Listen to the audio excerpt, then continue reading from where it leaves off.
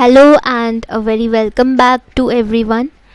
Today we are going to understand about classification of lipids in the unit of biochemistry. So we all have come across the term lipid or lipids or fats somewhere along, right? So today we are going to understand about little bit what are lipids, and then we will move into its classification, right? So let us first of all understand basics about lipids. So lipids are mixed group of organic compounds, right? So we know that there are organic compounds like carbohydrates, proteins. Likewise, lipid is also an organic compound which consists of mixed group, that is, there are a mixture of compounds that are present in it, and these are non-polar molecules. By that we mean that non-polar molecules are those molecules that are insoluble in water, right? So it means that these are insoluble in water, and these are found in plant and animal tissues. So you can find lipids in plants as well as in animal tissues.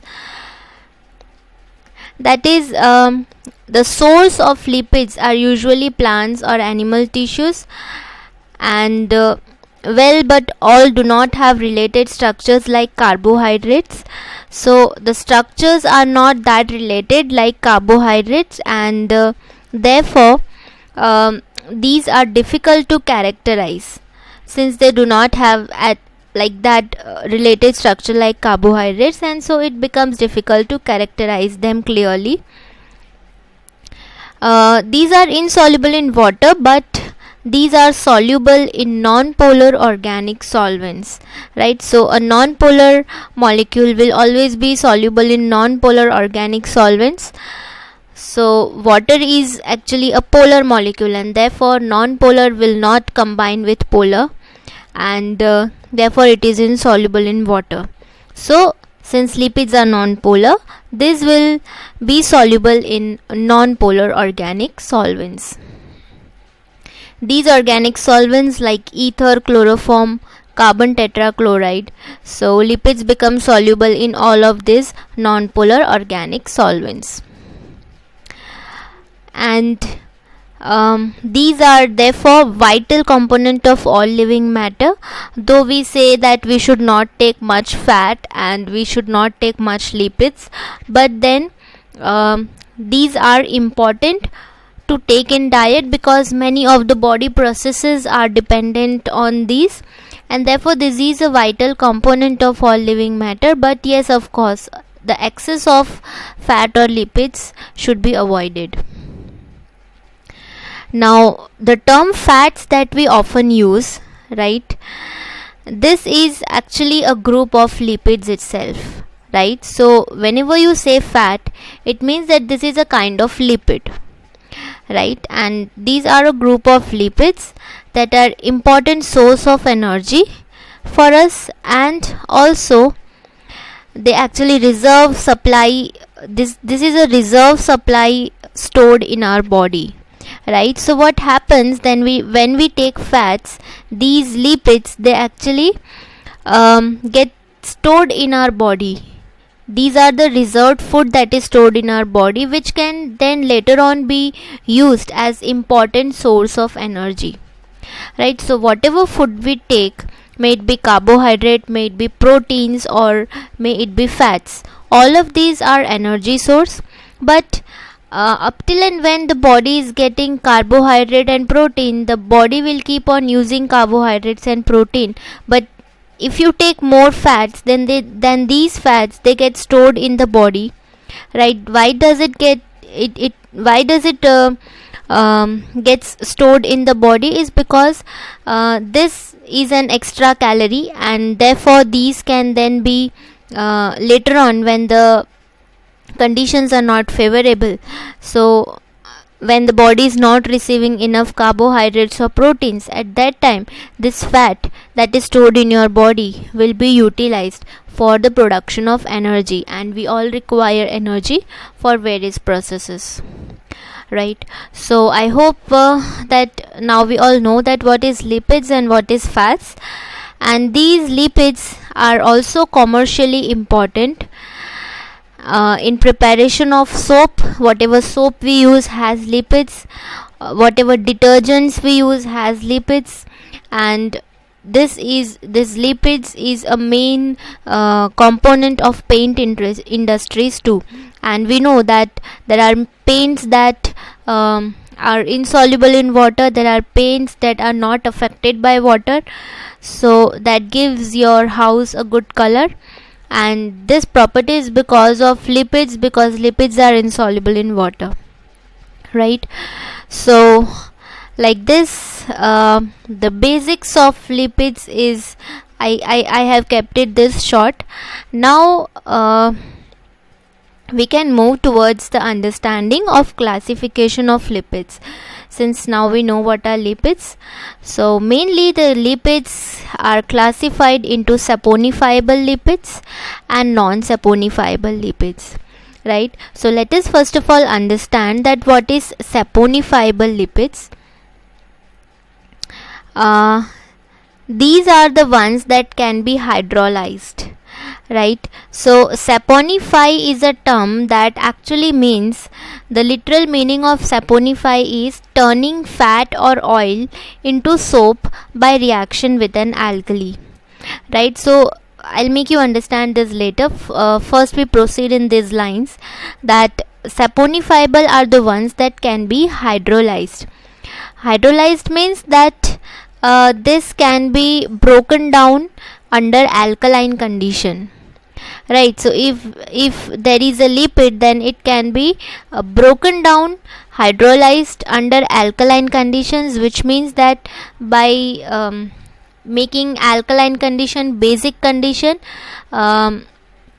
these saponifiable lipids can be broken down, can be hydrolyzed, and this yields soaps or salts of fatty acids, right? So saponifiable lipids, when are broken down, it yields soaps which are salts of fatty acids, right? So therefore the word saponify, where saponify means that we can turn a fat or oil molecule compound into soap by reaction with an alkali, right? So an alkali compound can react with a fat or oil, giving rise to a compound which is a soap.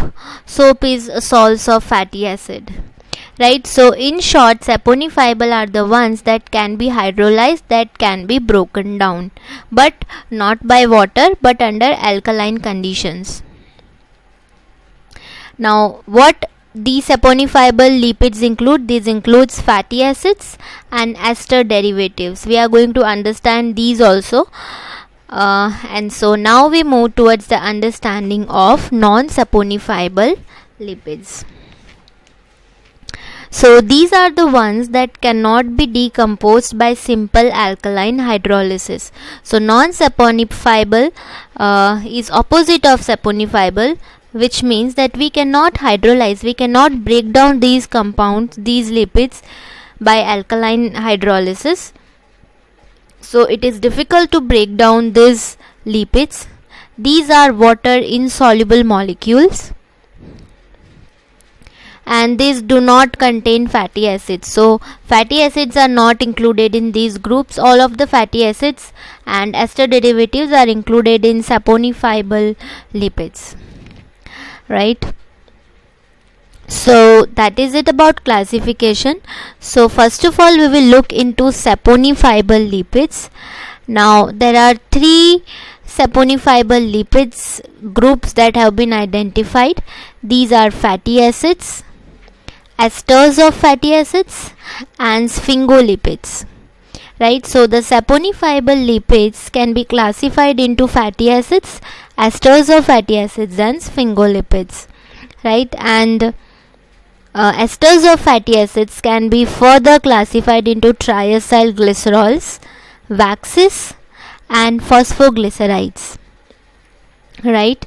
And sphingolipids can be further classified into sphingomyelin and cerebrosides, right? So we are going to understand each of these in a bit more detail, so that you can understand that what are this. And then after we complete the understanding about saponifiable lipids, all of this, we will also understand that how non-saponifiable lipids are classified. So first of all, we saw the classification of lipids, where we saw the bifurcation into saponifiable and non-saponifiable. Then we saw that saponifiable lipids can be classified into fatty acids, esters of fatty acids, and sphingolipids. And esters of fatty acids and sphingolipids can be further classified into these groups. So now we are going to understand in more detail about fatty acids. So the first saponifiable lipid that we are going to understand is fatty acids. So it is a monocarboxylic acid, which means that it has only one carboxyl group. Carboxyl group is COOH group, right? So that is carboxyl group, and every fatty acid has one carboxyl group, therefore monocarboxylic acid. And only even numbered chain length from C4 to C24 can be seen. So whatever the fatty acid it may be, we can only see even number of carbon atom. So there would be carbon atom 2, carbon 2, carbon 4, then carbon 6, carbon 8, carbon 10, but there would never be carbon 9 or carbon 13. Odd number won't be there. So the chain length will always be even. Consists of straight chains of carbon atoms. So fatty acids are made up of straight chains of carbon atom that we will look into soon. Then it contains even number of carbon atom along with COOH group. So as we already mentioned in the first point that it is monocarboxylic acid, that means that it will have a COOH group, and this COOH group is with along with the straight chain of carbon atom makes the fatty acids. So how do we count the even number? We count along with the COOH group. So the carbon of the COOH, the carboxyl group, is also counted when we count the carbon atom of fatty acids, right? We will understand this with an example. So some fatty acid also contains hydroxyl OH group or ketone C double bond O group, right? So the examples of such fatty acids that have hydroxyl and ketone group are ricin oleic acid and dihydroxystearic acid, right? This is constituents of fats in castor oil, right? So we know that castor scientific name is Ricinus communis, and that's how the name has been obtained, ricin oleic acid. And these two acids are actually constituents of the castor oil. Castor oil is also called the whale, right? So the castor oil consists of these fatty acids that have hydroxyl and ketone group in their structure. Now there are also cyclic fatty acids that are there. These are hydrocarpic acid and cholmogric acid. These are used to treat leprosy, right? So leprosy can be treated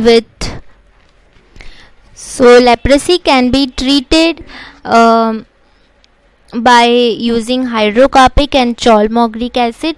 For those who do not know what leprosy is a disease where there would be skin lesions and nerve damage in the body, right? So cyclic fatty acids are also known. Now mainly there are two types of fatty acids. These are saturated fatty acids and unsaturated fatty acids, right? So what do we mean by saturated fatty acids? These consists of only single bonds. So whatever may be the chain length, there would be only single bonds present in the whole chain. And unsaturated fatty acids will have double bonds, and they can have double bonds up to 4. So in a chain, up to 4 double bonds might be present. So these are unsaturated fatty acids. So as you can see, this is the structure of a fatty acid. So let us see that how many carbon atoms are there. See, this is carboxyl group, C double bond OOH. So this can also be written as COOH directly, right? So this is one carbon atom, this is second carbon atom, this is third, this is fourth. So this is a 4 carbon atom saturated fatty acid, and you can see there are no double bonds in the chain length. This is the carboxyl group, so this double bond is not counted, but in the chain length, in the other carbon, in between other carbons, there would be no double bond present. So this is saturated fatty acid, this is straight chain, right? And see, this is unsaturated fatty acids, where you can see that this is the COOH group, and see how many carbon atoms are there. This one, then here it is written 7, so it means that 7 CH2 we have to actually this has 7 CH2, but to make the formula short, it is written in bracket CH2 and then 7 outside, right? So this is 1 plus 7, that is 8, 9, 10, then this 5, which means 15, and this one, which means 16. So this is 16 carbon atom unsaturated fatty acid. Why is it unsaturated? Because see, there is one double bond in between present, right? So this is an unsaturated fatty acids. Like this, there could be up to 4 double bonds present in a chain, right? So this is unsaturated fatty acid, and this is saturated fatty acid. So saturated fatty acid will only have single bond, and unsaturated fatty acid will have double bond in between the chain length.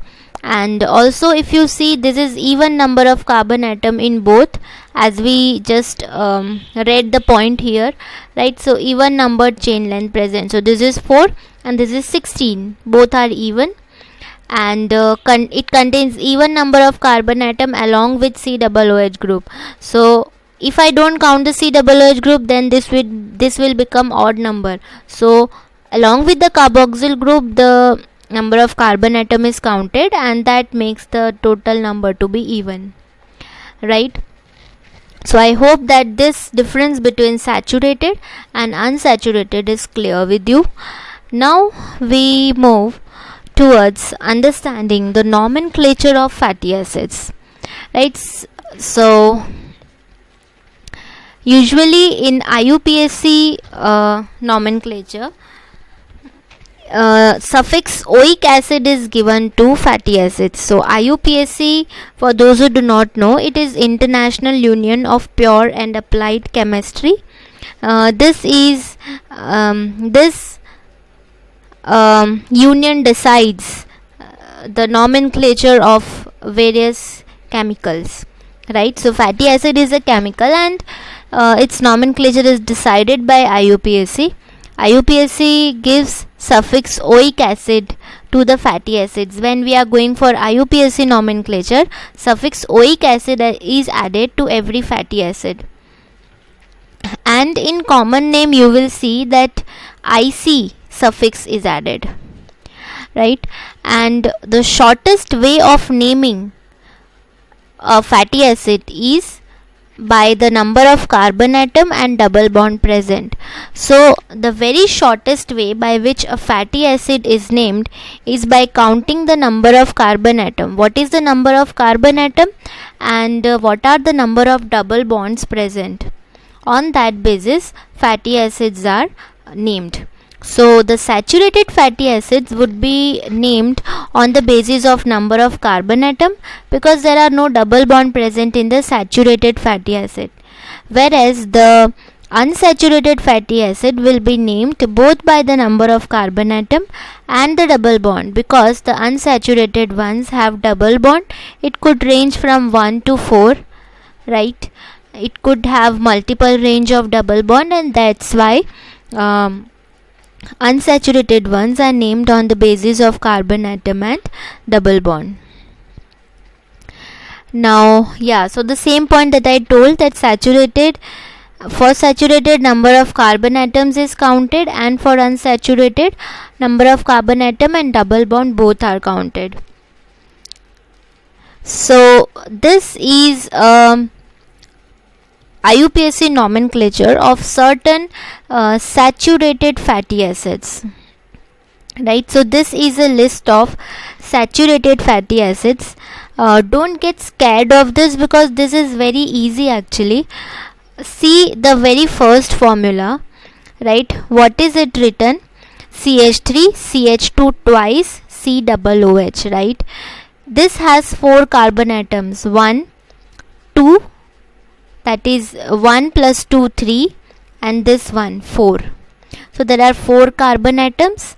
A fatty acid with 4 carbon atom is named as butanoic acid. We know that butane has 4 carbon, and since this is fatty acid, it is named as butanoic acid. The common name is butyric acid, and the source is butter fat, right? So the common name is something that you need to remember actually, but there are ways to remember some of this, but not all of this. So but you can always remember the IUPAC name very properly. Let us see the second formula. So as I told that it would always be even number, so you only have to increase the number here. So in here there were 4 carbon atoms, so in here there would be 6 carbon atom, so that is 6 carbon atom, and that would be called as hexanoic acid, because we give hexane name to 6, right? So this is hexanoic acid, and this actually you can also write as CH3. If you don't want to write it in bracket, then you can write as CH3, CH2, CH2, CH2, CH2, COOH, right? So in this way that would be a straight chain fatty acid. Now the common name is caproic acid. This is found in butter, cheddar, right? Cheddar cheese, coconut cheese and all, right? Now the third is just double the number of carbon atom, that here comes 6, right? So every time you have to increase 2 carbon atoms, that is every time you increase 2 CH2 group, right? So that will make your next fatty acid. Then the number of carbon atoms become 8, that would be termed as octanoic acid, because octane is for 8. Common name caprylic acid, and the source is coconut oil. Then the fourth is CH3, CH2 8 times, and COOH, just double the number of CH2. So the number of carbon atom would be 10. This is called decanoic acid, right? So we use the term deca for 10, and therefore this is called decanoic acid. The common name is capric acid, and obtained from coconut oil and palm kernel oil.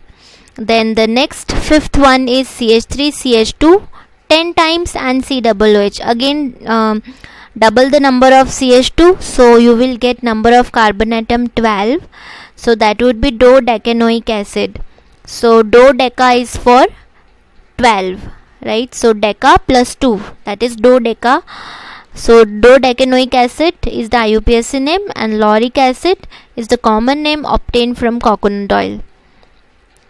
Now the next is 14 carbon atom compound. So again increase 2 CH2, so here it will come 12, right? So 12 and 13 and 14, so like that there are total 14 carbon atom. So that would be called as tetradecanoic, 4 plus deca, 4 plus 10, that is tetradecanoic acid, and this is called myristic acid obtained from nutmeg oil. right? And then the next is number of carbon atoms 16. So just increase 2 CH2 group. Here it would be 14 plus this 15 and this 16. So this would be called as hexadecanoic acid. 6 plus 10, right? So this is common name is palmitic acid, obtained from palm oil and palm kernel oil. Then the next is CH3CH2 16 times COOH.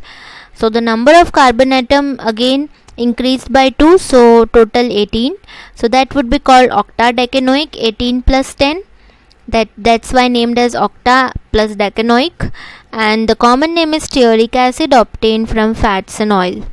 Then the next is again increase 2 carbon atom, so that becomes 20 carbon atom. This is called icosanoic. So 20 is called icosan, right? So we call it icosanoic, and common name is arachidic acid, obtained from peanut and linseed oil, right? And then the next fatty acid is again increased 2 carbon atom, that becomes 22, called as docosanoic. That is, do means 2 and plus icosanoic, so docosanoic, 20 plus 2. So this is called behanic acid. Behan oil or ben oil is the source. Then the next is CH3CH2 22 times COOH, which makes the total carbon atom to be 24. Now this is called as tetracosanoic, that is 4 plus 20, right? And the common name is lignoceric acid, obtained from carnauba wax. So okay, so I hope that up to IUPAC name it is clear, but you would be confused with the common name. But common name is something that you need to remember actually. But we can have some tricks in remembering the common name. For example, if we look into myristic acid, right? So myristic acid is obtained from the scientific name of nutmeg. Nutmeg is the jaipher, right? So jaipher that we use in our cooking, jaipher is scientific name is I am not remembering actually the whole scientific name, but it is something, the genus name is Myristica, and therefore the name of the common name as myristic acid, right? And then the okay, then these three, the caproic acid, caprylic acid, capric acid, you can remember that all of these three are 6, 8 and 10 carbon atoms, and these all have coconut oil as their source. So all of these three have coconut oil as source, plus 1 lauric acid as coconut oil as source. So you can just remember like that those that are obtained from coconut oil have common name as caproic, caprylic and capric acid. Then palmitic acid is simple, I think, since it is obtained from palm oil, right? And arachidic acid is obtained from peanut, and we know that the scientific name of peanut is Arachis hypogea, and hence the common name arachidic acid from the genus name. Then the behanic acid is obtained from behan oil. For those who do not know, behan oil is the oil of saragvo, which is also called Moringa oleifera. So the saragvo that we use in our food is called behan, and behan oil is obtained from it, and therefore the name behanic acid, right? And the next is lignoceric acid. I think you have to remember it, but you can remember it with the name of carnauba wax. This is a wax which is obtained from a palm, and this palm is found more in Brazil. This is also called Brazil wax, right? And so you can maybe remember like this, that carnauba wax gives lignoceric acid. So I hope you can remember it this way. At least some of this you can remember, right? I think it would be relatable. Other than that, formula is nothing to be mugged up. You can always remember it by increasing 2 carbon atoms every time. So that will increase the number of carbon atom, and according to the increase in the number of carbon atom, according to the number of carbon atom present, you can always give the IUPAC name, right? So this is the list of saturated fatty acid. Please note that the saturated fatty acids, you can see that it is obtained more from coconut oil and butter and cheese and many other palm oils.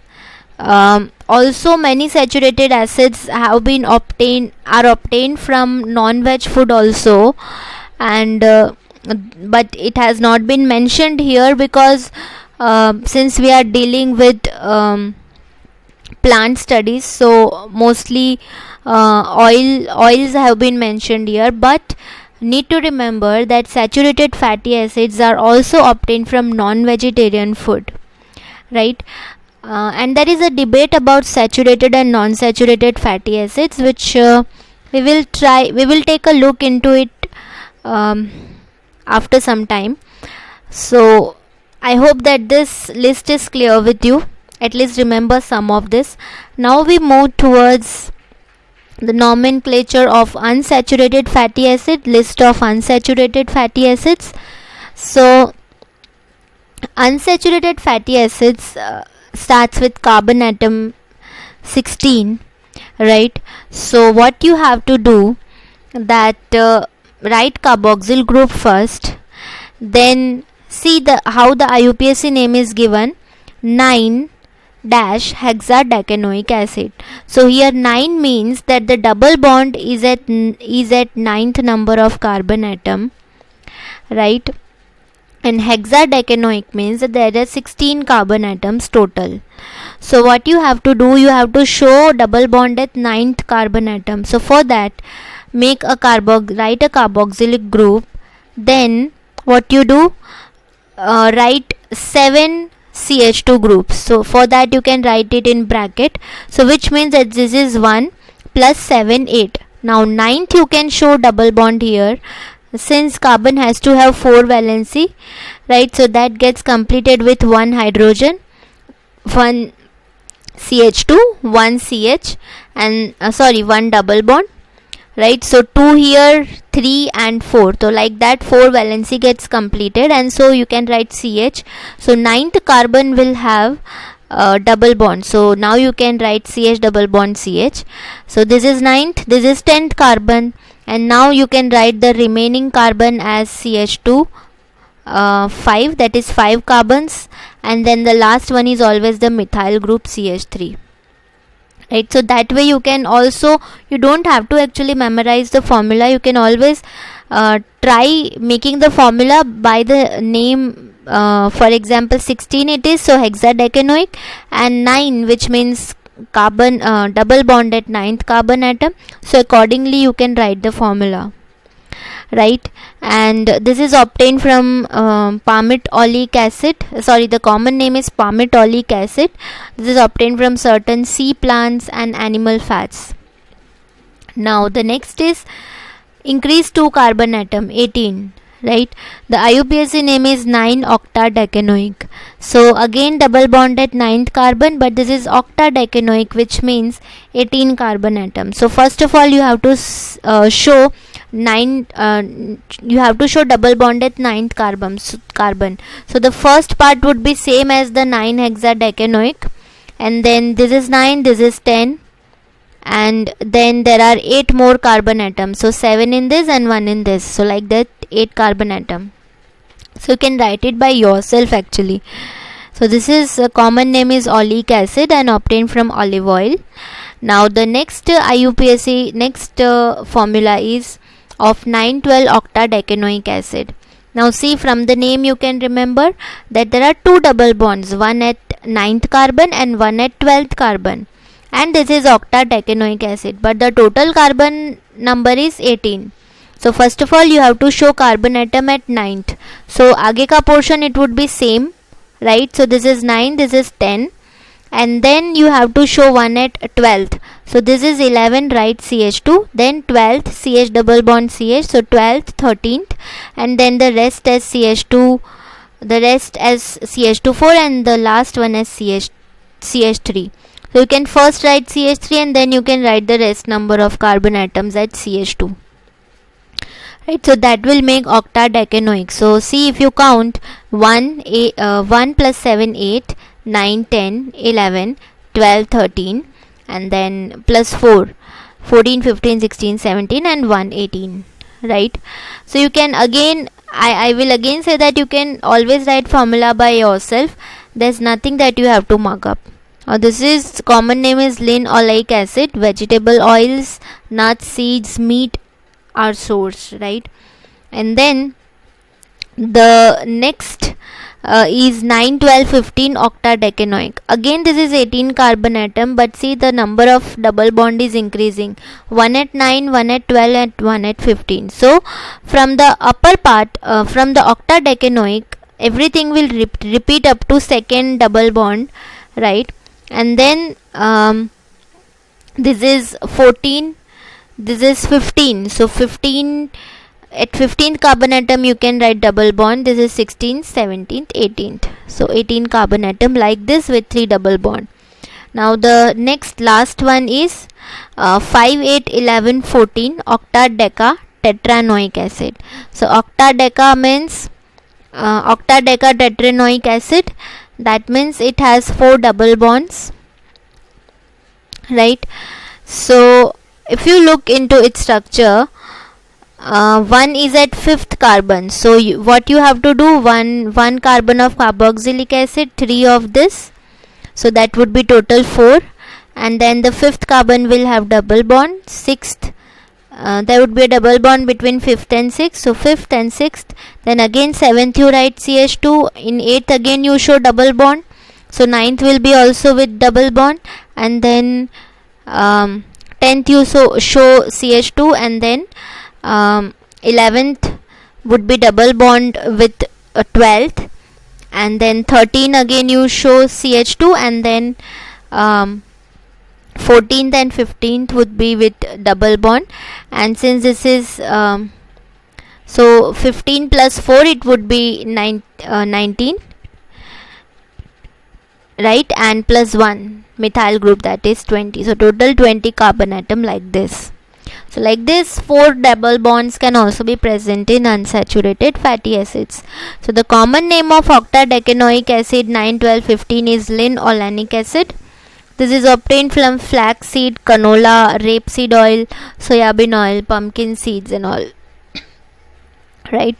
And then the arachidonic acid, the last one, is obtained from poultry, animal organs and meat, fish, seafood and eggs, right? So you can see here that unsaturated fatty acids are obtained from most of the vegetable oils. By vegetable oil we mean sunflower oil, it could be peanut oil, it could be cotton seed oil, right? So vegetable oil all have unsaturated fatty acids. Then certain of the meat, certain meats and certain fish also have unsaturated fatty acid, and certain seafood have unsaturated fatty acid. So in this way you can remember this. And oleic acid, you can remember that it is present in olive oil, right? You can relate it that way. So this is the list of unsaturated fatty acids.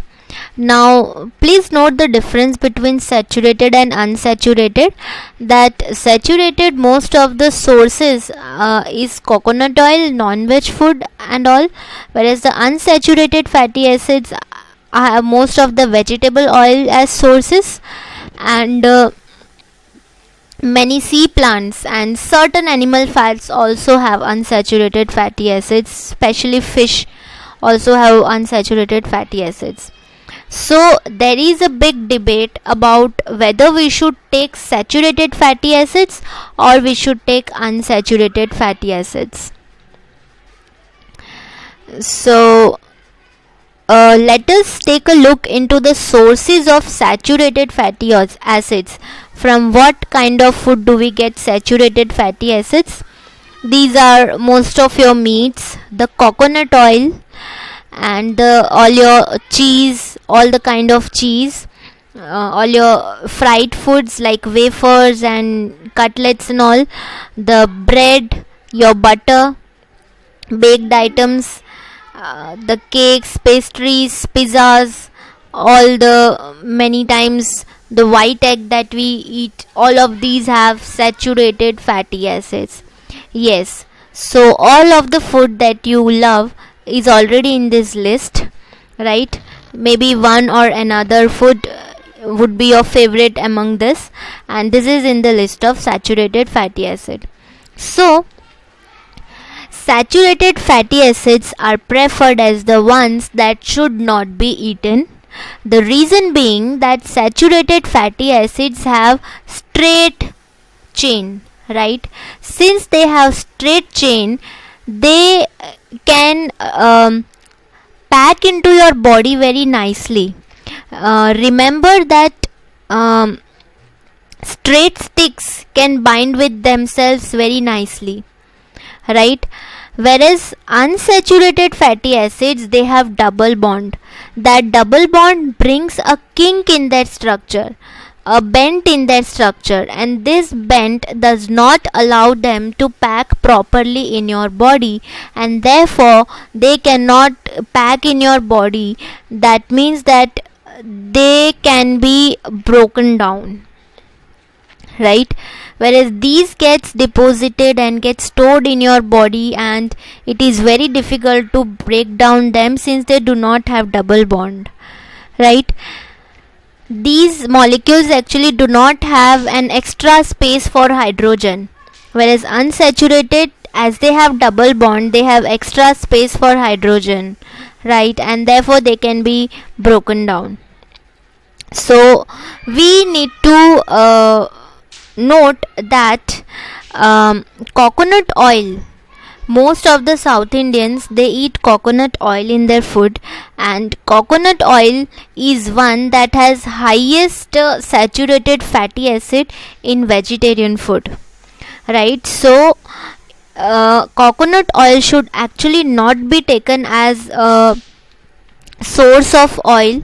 It is good for your skin, you apply on your skin, but it is not good for your body, because this is the highest saturated fatty acid that is present, and it is not good to be eaten as food.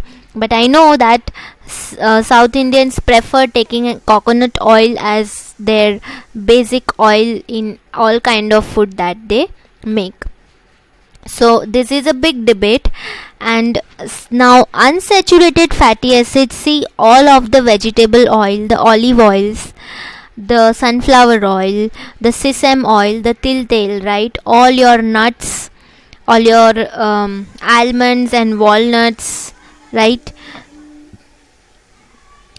This is flaxseed, the ursi, right? Ursi that we eat, flaxseed. Fish, this is salmon fish, right? So all of these are source of unsaturated fatty acids, right? So as I told, unsaturated fatty acids are the ones that are good for your health, because they have double bond in them. That double bond does not allow them to get stored like saturated fatty acid. They cannot pack compactly, and hence they can be broken down, right?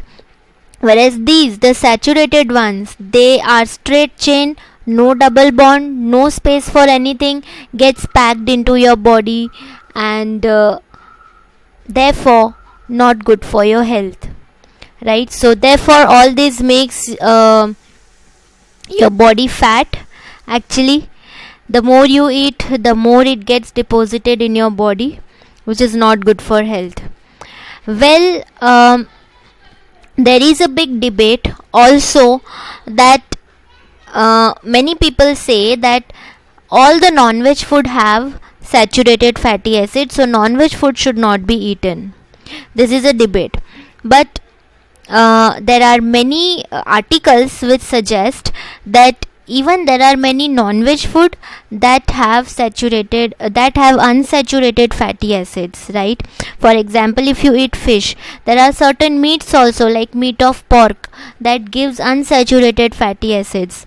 um, apart from that, as I told, coconut oil, which is a vegetable source, is a source of saturated fatty acid. Now this is not good for health, but then we take. So this is a debate that whether vegetarian food should be taken or whether non-vegetarian food should be taken. But I suggest that what I believe is that every food has may it be non-veg or may it be veg, non-veg food also have some sources that are source of unsaturated fatty acid. So find the right non-veg food that can give you unsaturated fatty acids, right? Do not go into foods that give you saturated fatty acids, because this can cause a long term damage to you. This can lead to heart disease. Actually, we will look into this after some time, that how this can lead to heart disease. But these are saturated foods and these are unsaturated, so we need to prefer more unsaturated ones. And find the right food, may it be non-veg or veg. Find the food that is a source of unsaturated fatty acids, right? So now we move towards physical properties of fatty acids. So first is melting points of fatty acid. So as I told, there are two fatty acids, saturated and unsaturated. So saturated melts at higher temperature, whereas unsaturated melts at lower temperature. So example, oleic acid melts at 13 degrees Celsius, whereas stearic acid melts at 70 degrees Celsius, right? So why does this happen? As I told, saturated fatty acids are like straight sticks, so they bind with each other so tightly without any space that it becomes difficult to melt them, and therefore it is important to increase temperature to melt them.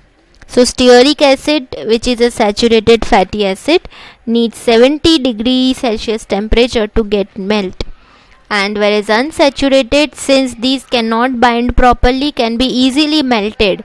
So the example is oleic acid, which can be melted at 13 degrees Celsius. People, oleic acid is obtained from olive oil, and if you know, olive oil is considered as the best source of unsaturated fatty acid, because as we saw that unsaturated fatty acids are good for our health, and unsaturated fatty acids have more double bonds, they cannot pack in your body, right? And therefore oleic acid, which is obtained from olive oil, is counted as the best source of best type of oil, because it has unsaturated fatty acids. And therefore so much of news about eating olive oil, taking olive oil in your diet and all, right?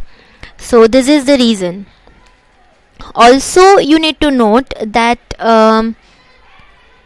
coconut oil, right? Coconut oil will always become what we say, it will always get jammed, or it will become solid, right, when the temperature goes down. So that we can relate here, that coconut oil, as the temperature goes down, becomes solid. So all of your saturated fatty acids, most of these will be solid, and you know that solid takes time to melt, right? Whereas all of your unsaturated ones, these will remain liquid even at lower temperature. So olive oil will remain liquid at lower temperature. Likewise, other oils will remain liquid at lower temperature, right? So when there is cold, still they will remain liquid. When there is cold, the saturated fatty acids, the coconut oil, will become solid, right? So all of the saturated fatty acids are solids, and therefore solids are difficult, require higher temperature to melt, whereas the liquid does not require higher temperature to melt. And therefore olive oil comes in unsaturated fatty acids, coconut oil comes in saturated fatty acids. Why this happens? Because of no double bond in saturated ones can pack themselves efficiently. There is presence of double bond makes them rigid, right? And therefore these cannot pack themselves efficiently. So they cannot pack themselves efficiently, and therefore these are preferable because these can be mobilized in your body, but this will get jammed in your body, right? So imagine saturated fatty acids as a bundle of straight sticks. So this will always pack themselves properly because there is no space, all of these are straight. And this is unsaturated fatty acid. See, they have a double bond. This leads to formation of kink or a bend in their structure, which will not allow the other fatty acid, other unsaturated fatty acid to pack properly with the first one, right? So now the next property of fatty acid is solubility. Fatty acids have long non-polar hydrocarbon chain. So the chain that is present, as we saw, there are many carbon atoms present in fatty acid, so the chain is very long, right? But there is only one polar group, that is COOH. So that one polar group is not enough to be soluble in water. So because the rest of the chain is insoluble in water, the rest of the chain is non-polar. So this makes the fatty acid insoluble in water. So solubility will decrease as the chain length will increase. This is obvious that as the carbon atoms will increase, the solubility will decrease. So acetic acid and butyric acid are the smallest fatty acid. Acetic acid has 2 carbon atoms, butyric acid has 4 carbon atoms. Since they have less number of carbon atoms, since their chain length is small, these are more soluble in water. Otherwise, the rest of the fatty acids are not soluble in water. Then the third point is boiling point. So saturated fatty acids, as they are solids, their boiling point increase with chain length. It is just like melting point. So boiling point also will increase with the increase in chain length, whereas unsaturated fatty acids have lower boiling point. And then is specific gravity. So what is specific gravity? It is the ratio of density of a substance to that of a standard substance. So what is the density of a fatty acid with respect to a standard substance? For a standard substance for us is water. So the density of fatty acids with respect to water is less than 1, and therefore the fatty acids, they float on water. Whatever fat is there, it will float on water, right? This is the reason, because they have specific gravity less than 1. Okay, so this point I have already explained, that saturated fatty acids are solids and unsaturated are liquids. So remember that way, that solids require more boiling point and liquids require less boiling point.